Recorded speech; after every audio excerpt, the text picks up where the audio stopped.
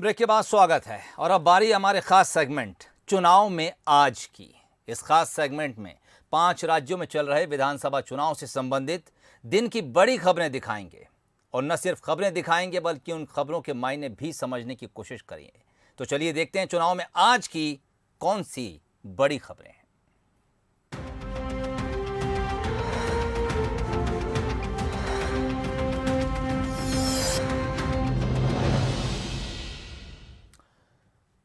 केंद्रीय गृह मंत्री अमित शाह ने आज दिल्ली में यूपी के करीब 250 जाट नेताओं से मुलाकात की।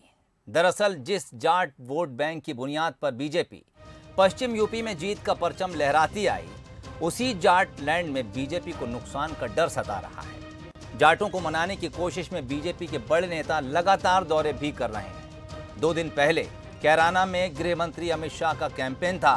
दरअसल पश्चिमी यूपी में 113 सीटों पर पहले और दूसरे चरण में चुनाव होने हैं, जहां जाटों के रुख पर काफी कुछ निर्भर करेगा।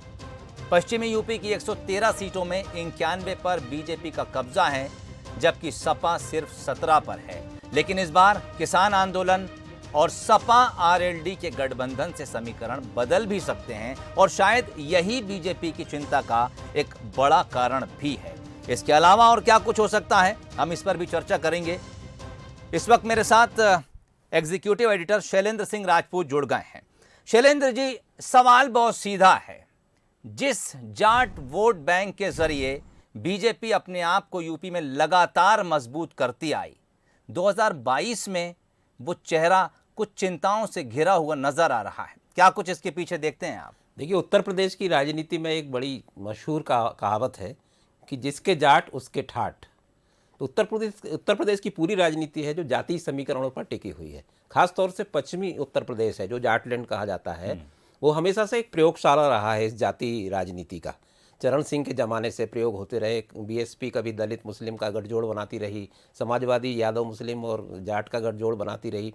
लेकिन 2012 आता है तो ये सारे समीकरण फेल हो गए। जब मुजफ्फरपुर में एक बड़ा दंगा हुआ तो ये सारे समीकरण फेल हो गए, जाति इधर उधर हो गई और हिंदू मुस्लिम का मुद्दा यहाँ पर छा गया। नतीजा 2014 में बड़ी सफलता मिली बीजेपी को लोकसभा चुनाव में, फिर 2017 में विधानसभा चुनाव में ज़बरदस्त सफलता मिली पश्चिमी यूपी में, और फिर 2019 में भी वो सफलता रही। यानी 3 चुनाव, 2 लोकसभा और 1 विधानसभा में जाटों ने पूरी तरह साथ दिया है बीजेपी का। लेकिन अब किसान आंदोलन हुआ पिछले साल, उसमें सारे समीकरण बिगाड़ दिए, ऐसा मान रहे हैं समाजवादी पार्टी और आरएलडी।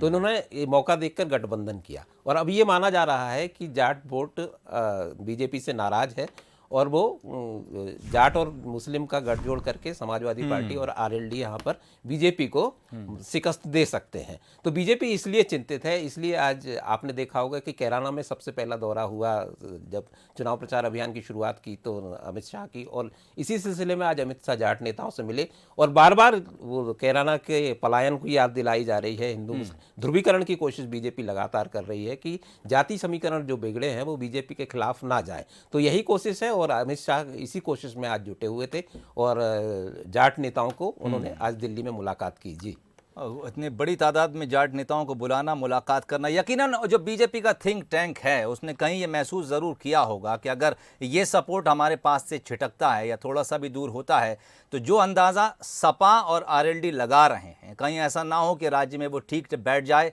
और 10 मार्च को नतीजे कुछ उस तरफ खसकते नजर आए। इसलिए बीजेपी ने तमाम फील्डिंग जमाना शुरू कर दी है। शैलन जी, बहुत शुक्रिया तमाम बातचीत के लिए।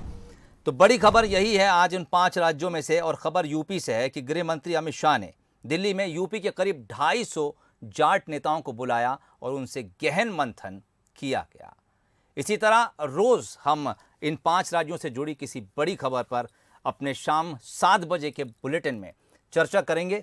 आगे भी चर्चा जारी रहेगी। फिलहाल प्राइम टाइम में इतना ही। इजाजत दीजिए। नमस्कार।